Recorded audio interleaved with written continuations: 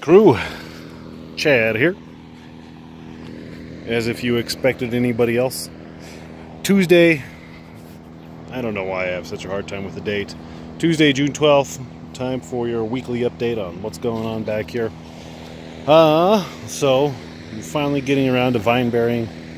Been super busy, and honestly, I've been doing a little relaxing lately. Just been quite busy, so when I'm not at work, I've been trying to do a little relaxing. Is that a crime? Is that a crime? So anyway, today I got off my Guza and buried some vines on this plant. So getting pretty aggressive with the vine bearing this year. Looks like I'm growing some stalks of celery. So this is the 1718 Sejas. Smallest plant when we planted, now the biggest plant. Doing quite well. I need to make more walking boards because I actually have 4 plants this year. So I don't want to step on the dirt. I want to move that stick. So I will very lightly, easy, move my measuring stick. Yeah. And just a little bit of indentation. I can live with it. But now since I did that, I want to move these. That's why you use long bamboo sticks. And good enough. So this one, I have a pumpkin somewhere. I probably just buried it because I'm not going to pollinate it. Where the heck is that thing? Anyway, there's a pumpkin somewhere in this plant. It will show eventually. There's a pumpkin in this area that I'm not going to pollinate. This plant's looking good. My leaves are not as green as I would like.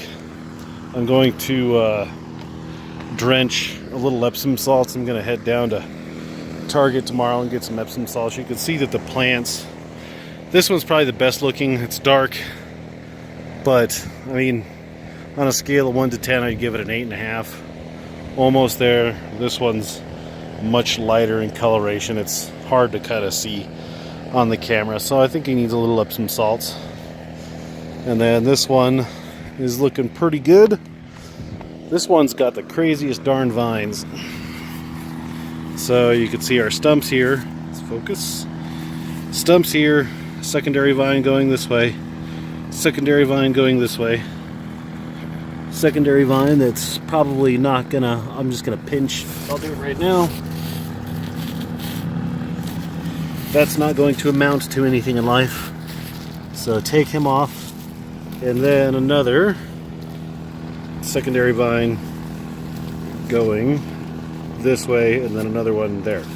So the right side of this plant is heavily vined. So through this section, that's a mutant. He was not going to go. And then you can see the secondary vine that way. And then we start to normal out. So I think this plant's finally kind of getting ready to rock and roll. I think by the update next Tuesday, that plant will definitely be much larger. This is the 1937. This is probably a I would have to say a 7 on my greenometer. Again, it looks great in frame, but in person it's not as green as I would like. But it's starting to do pretty good.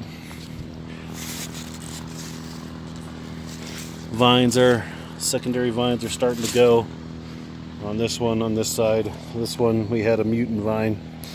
But I'm going to show you how I'm kind of burying vines this year. I'm doing it a little differently. I mean, not really. You can't, there's not a lot of rocket science involved with burying vines. So I got my Azos and my Mycos. And then we'll do some vine tending on this one before we do that. So obviously we got some, here's our stump. And then 2 secondary vines that are this is kind of a cluster in here. contemplating just pinching off this entire vine. I don't think it's going to be overly productive, but because you can see we've got some funky monkey going on right here, like this is not going to be a secondary vine. So I pinch that whole cluster off, and we can see all the male flowers, and yeah, that's weird. Discard. And then there and there. So we're going to be missing 3 vines on this one. We'll pinch this weird thing off, and then that weird thing off too. No sense in giving energy to things that aren't going to do anything. And then what the heck is all this? This might be a tertiary vine that needs to come off.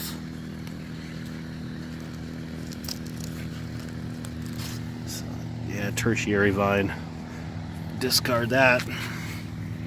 Okay, so I'll deal with that, but I'll show you. Then past that, then we got some normal vines. So I think that was when this plant was really kind of having a hard time establishing itself. I think that was the result. Part of the result was it just wasn't happy with life, and as a result, some weird things happened. So I'm being extremely generous with my Mycos maiasis this year. You know, you come with a big scoop and a little scoop, and I'm pretty much putting darn near a whole big scoop on each of the nodes.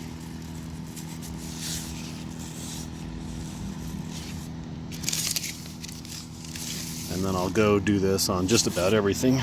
I need to make more walking boards this year. Having 4 plants, I need more walking boards. And then same with the Azos. Again, I'm just trying to be really generous this year.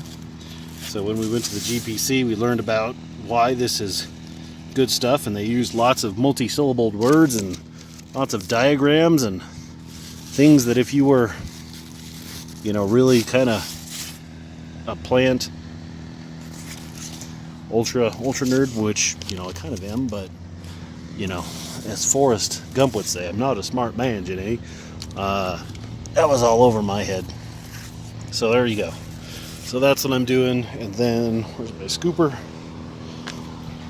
I'm gonna go over here. Got my bag of seaweed, kelp. So this is like a fast acting, it doesn't last long, fertilizer. And since I'm watering overhead, it will kind of sink in. So I'm going to go over the whole plant rather than at each node. I'm just kind of shaking it over the entire area that I just buried. And I'll do the same with some humic acid. You can see it's on the leaves. They just shake it off. So I don't want that on my leaves because I'll probably burn them, or it just wouldn't be good to leave it on there. So I take it all off, or get most of it anyway. You can see they go down to the stalk, which is probably fine. And then they'll wash down.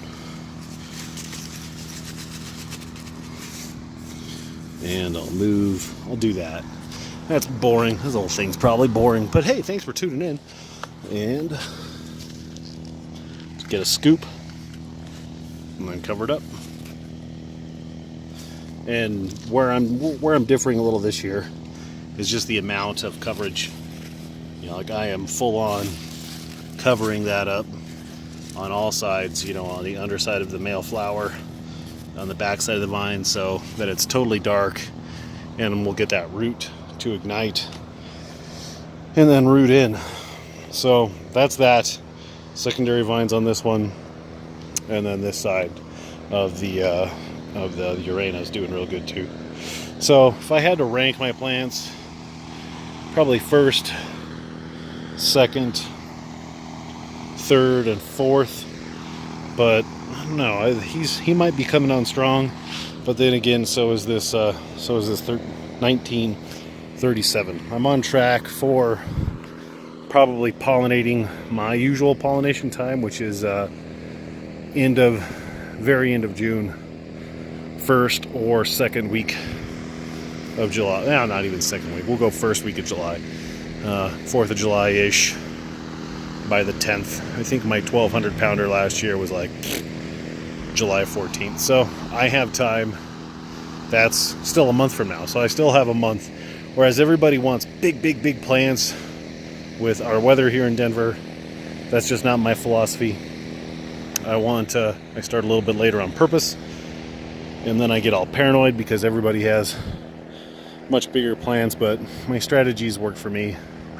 And maybe I'll try something different next year with 1 or 2 plants. We can do like this half early plants and that half later plants, and that would probably be a wise move. But that's it, guys. I think I haven't done anything new. I got the seal kit for my pump, so I went to turn on my pump. I think I told you that last week. That finally showed up. Went to turn on the drip tape. That's sprayed everywhere. Got a dumpster in my backyard. We're hauling off all the basically screenhouse version 1 and 2 and 3. Garden's looking good. Finally getting some tomatoes. We got our little watermelons, a wolf pumpkin plant, Jack Bee little stuff. I planted those late because those have a late or a shorter grow time, but it's just so expletive hot. Giant watermelons are growing. Those are doing good. Hopefully I can get some watermelons. Cauliflower, onions, peppers are starting to go. They like the heat. Mustard greens surprisingly like the heat. The corn I thought was heat loving, but not as heat loving as it needs to be for back here. Oh, and then one last thing, and we'll get you out of here as this video is 12 minutes long. Oh, hey, I got everything painted. We got our house painted so we look like legitimate. Everything's matching. I planted my giant sunflowers outside and the canteen gourds. I tried to do long gourds again, but for the life of me, I could not get them to germinate. So that's 2 years in a row I couldn't get long gourds to germinate. And then a little secret that I haven't really told anybody, that's just between you and I watching this video. When I emptied out the pots to check out the seeds, I didn't see any seeds in the pot, or I could have just missed them. Hopefully I just missed them, but it's entirely possible they didn't germinate because they weren't in there. But don't tell anybody that, all right? That's it for now, guys. It was a beautiful, not sweltering hot day today here in beautiful Denver, Colorado at 1 mile high in elevation. Hope everybody's pumpkin plants are doing good. I see a lot of you are pollinating. Don't pollinate too early. Remember, go to your way off. Count backwards 100 days. And if you're lucky, that's what you'll get. So don't get too spunky. Have a good one, guys.